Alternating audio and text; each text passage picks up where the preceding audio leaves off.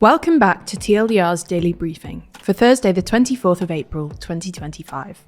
In today's episode, we cover the surprise ceasefire between the Democratic Republic of the Congo and the M23 rebel group, the escalating tensions between India and Pakistan, and Russia's latest strikes in the Ukrainian capital.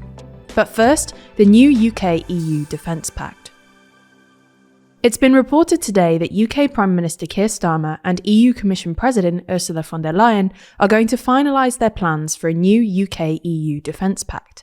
Reportedly, this will allow UK defence companies to qualify for access to €150 billion of EU-backed loans to fund weapons purchases under the Security Action for Europe, or SAFE project. A similar agreement already exists with Norway. There's already a summit scheduled between the UK and EU for May the 19th, known as the Brexit Reset Summit, and it's likely that this new deal will be announced then. This is a huge step for relations between the EU and the UK, which will reportedly come at the same time that an agreement on the historically contentious topic of fishing rights is finalised. The FT has reported that both sides have agreed to roll over the current fishing arrangements for 2 years. All in all, this should demonstrate that the UK and EU are able to work together and should draw a line under the previously fraught relationship.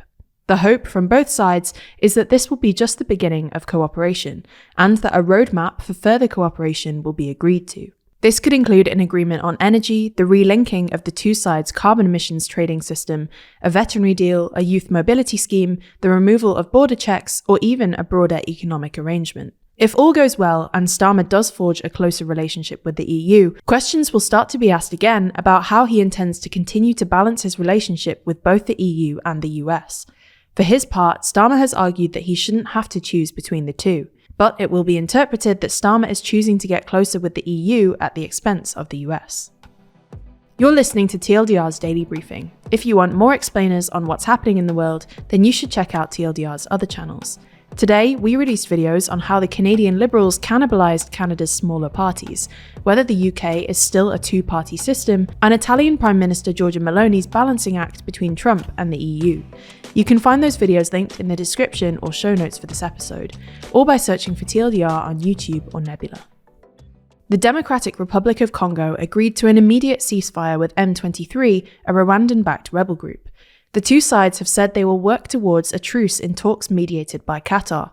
This comes a month after the Congolese president and his Rwandan counterpart reaffirmed their commitment to an unconditional ceasefire in a surprise meeting in Doha. The decades-long conflict intensified earlier this year after M23 took Bukavu and Goma, two cities in eastern Congo, sparking fears of a wider regional war. Officials say that 7,000 people have been killed in the conflict since January. The DRC, the US, and the UN have accused Rwanda of arming the M23 rebels and sending troops to support them in the conflict, which Rwanda has denied, saying its forces are acting in self-defense of Congo's army and militias, some of which it accuses of links to the 1994 Rwandan genocide. Tensions between India and Pakistan have worsened, with fears of military escalation between the two nuclear powers after a gunman on Tuesday killed 26 people in the Indian-administered division of Kashmir, the deadliest incident of its kind in India since the 2008 shootings in Mumbai. The Kashmir Resistance, an offshoot of the Pakistan-based Islamist group Lashkar-e-Taiba, has claimed responsibility for Tuesday's attack. While Pakistan's government has denied involvement, India has closed its main border with Pakistan and expelled several Pakistani diplomats. Meanwhile, Pakistan has closed its airspace for Indian airlines and rejected New Delhi's suspension of a water-sharing treaty, saying that any attempt to stop or divert water belonging to Pakistan would be considered an act of war.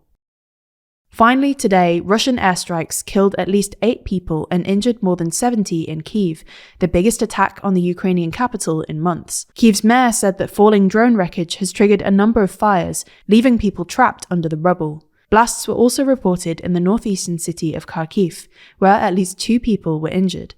After the attacks, Ukraine's President Volodymyr Zelensky announced he would cut short a diplomatic visit to South Africa. The attacks came hours after US President Donald Trump accused Zelensky of harming peace negotiations, after Zelensky rejected an American proposal that would recognize Russia's annexation of Crimea and ban Ukraine from NATO membership. That's all for today. We'll be back with you tomorrow, so make sure you're subscribed wherever you listen. In the meantime, you can check out the latest episode of our podcast, The World Leader Leaderboard, where we discuss which heads of government are doing well and who's doing badly every week. You can find the link in the podcast description. This was a TLDR News production hosted by Georgina Findlay, written by Blisset and Nadja Lovadinov, and produced by Scarlett Watchorn. Thanks for listening, and we'll be back again tomorrow.